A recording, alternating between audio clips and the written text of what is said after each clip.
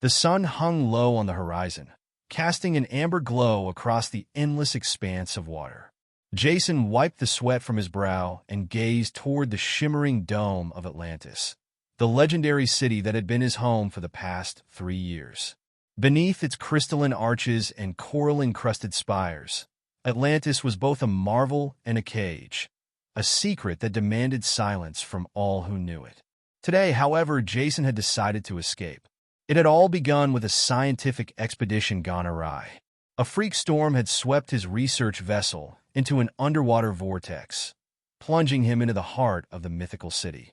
The Atlanteans, a people both ancient and advanced, had saved him from drowning but declared him a permanent resident.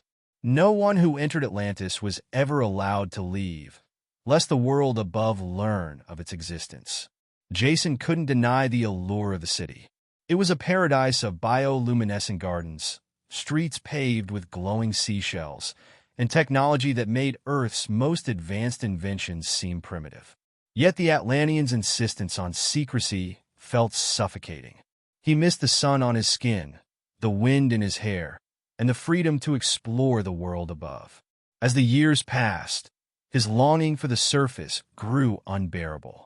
"Are you certain about this?" whispered Kaela, her voice barely audible over the soft hum of the dome's energy field. She was an Atlantean scientist and Jason's closest ally. Her pale, iridescent eyes searched his face for doubt. "I've never been more certain," Jason replied. "I appreciate everything you've done for me, but I can't stay here any longer. I don't belong." Kaela hesitated, then handed him a small, silver device. "This will disable the dome for exactly 5 minutes. It's all the time you'll have to reach the surface. After that, the city's defenses will reactivate."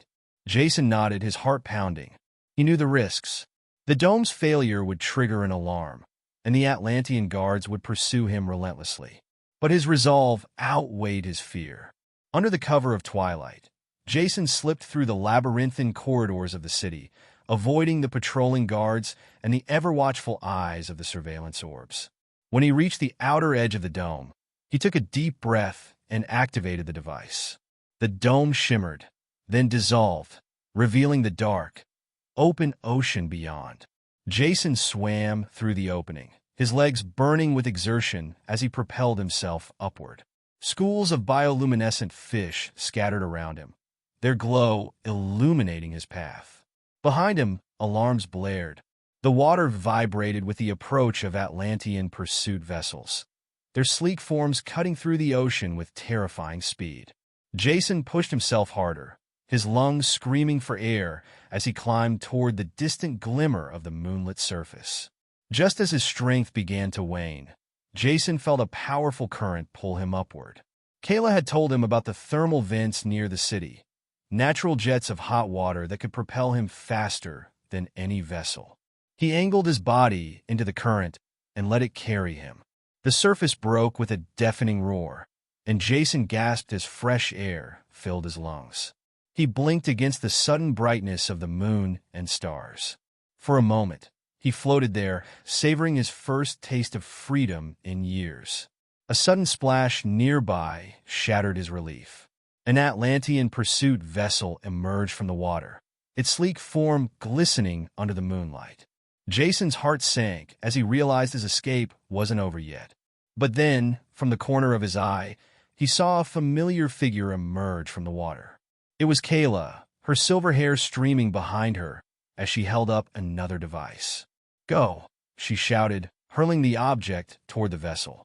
A brilliant flash of light erupted, temporarily blinding the pursuing guards. "Kaela," Jason called, but she shook her head. "I can't go with you," she said, her voice tinged with sorrow. "Atlantis is my home, but you deserve your freedom."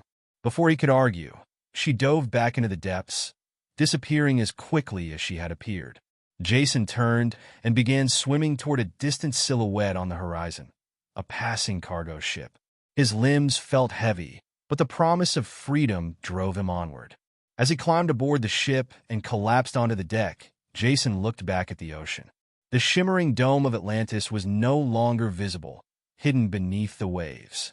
He knew he would never forget the city, or the sacrifices made to help him escape it. For the first time in years, Jason felt truly free. And as the ship carried him toward an uncertain future, he couldn't help but smile.